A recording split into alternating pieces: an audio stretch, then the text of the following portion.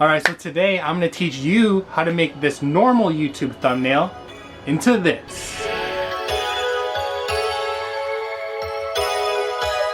Alright, what is up guys? KT Lifestyle here, back at it again with another travel video. In my channel, I do content where I teach you how to travel, where to travel, and when to travel with new videos every Monday. Alright, so in today's video, I'm going to be teaching you how to design eye-catchy and eye-popping YouTube thumbnails using Photoshop. By the end of this video, you will learn how to use the pen tool to cut the background out of your photos, how to work with Photoshop layers, and how to add text to your thumbnail. I'll even show you how to enable custom thumbnails and upload them straight to YouTube. I didn't always have super eye-catchy thumbnails before. I would have thumbnails that were super plain and super bland, but in the past few months I've been trying to do better on my thumbnails because I've realized that thumbnails and titles are the most important parts of YouTube videos. Those are the two biggest reasons a potential viewer will decide whether or not they'll click your video. This video was actually requested by one of my friends, so this video is for you, man. Let's begin the tutorial. Alright, so we're going to start off by opening the Photoshop application here. You will want to click on Create New, and then you'll want to copy the settings I have here, which is 1280 in the width, 720 in height, and keep it at pixels. You could even save this as a preset so you don't have to keep typing it in every time you make a thumbnail. Alright, so you can click Create now, and once you see a white rectangular box, you can essentially drag and drop all the photos you want to use onto it. In my case, I'm only going to be working with 2 photos. These photos were for my Boracay trip when I was in the Philippines. Now let me add the second photo I want to use. So now I want to cut out the background of the second photo. So I'll be using the pen tool. You can click on it on the side over here, or you can just click P on the keyboard. And then you want to go to the top and click here and switch it to combine shapes if it's not already there. And now you can use the pen to draw around the part of the photo you want to keep.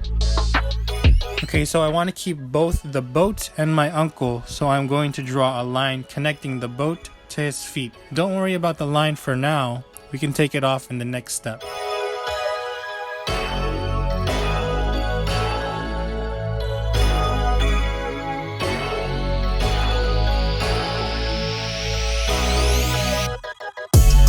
Once we have it all selected all the way around, we want to click on Selection and click OK. Then click Command J on Mac or Control J on Windows. This will create a new layer from the selection we just made.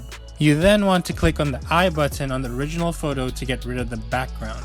Now we have to get rid of that line. To do this, we are still using the pen tool, but we have to switch from Combine Shapes to Subtract Front Shapes. Then we just draw around the parts we don't want and do the same thing. Make selection, click OK, Command or Control J, and bang. Now we just place the boat and my uncle anywhere we want. We can even flip them around if we need to. We can even add text to thumbnail by clicking the text tool on the left or just pressing T on the keyboard. Then we can just click on the screen and type anything you want. But now the text is covering my sister's head. I want my sister's head to cover the text partially. So back to the pen tool. And it's the same idea as we just did with the boat. We want to cut all the way around the portion that we want, essentially creating a new layer with just my sister. The way you want to think about layers in Photoshop is kind of like an onion. Right now we are working with 4 layers. The boat cutout, my sister's cutout, the background layer, and the text layer. So in the bottom right window are your layers. So we want the background layer on the bottom, then right on the top of it, the text layer, followed by my sister's cutout layer, and it makes for a pretty neat look like this. Okay, so now we can go ahead and individually add effects for each layers, starting with the text. What I usually do is add strokes, drop shadow, and outer glow to make the text pop out, especially since the thumbnail is really small. For the photo layers, I play around with the curves to adjust the color.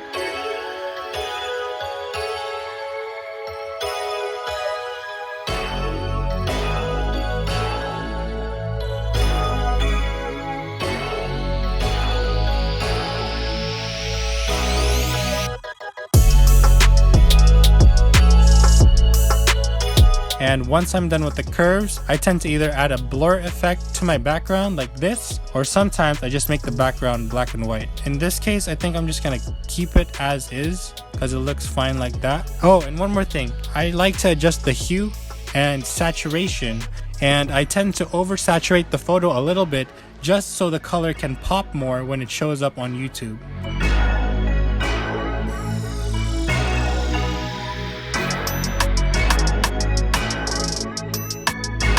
And finally, you can also add strokes or outer glow around the cutouts like how we did for the text. Now all you have to do is go to File and Save As, rename the file to what you want it to be, and then go ahead and click File, Quick Export to PNG file, and save.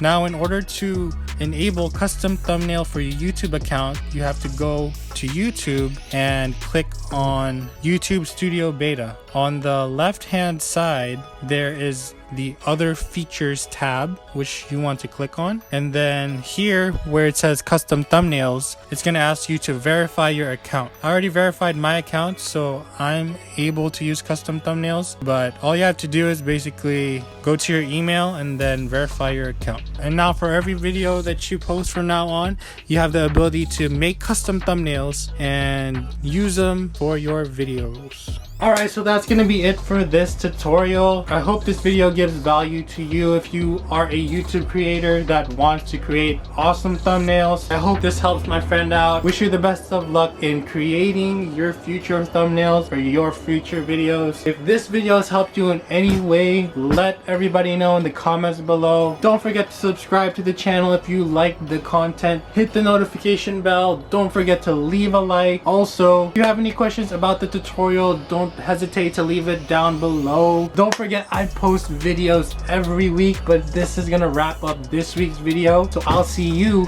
next Monday.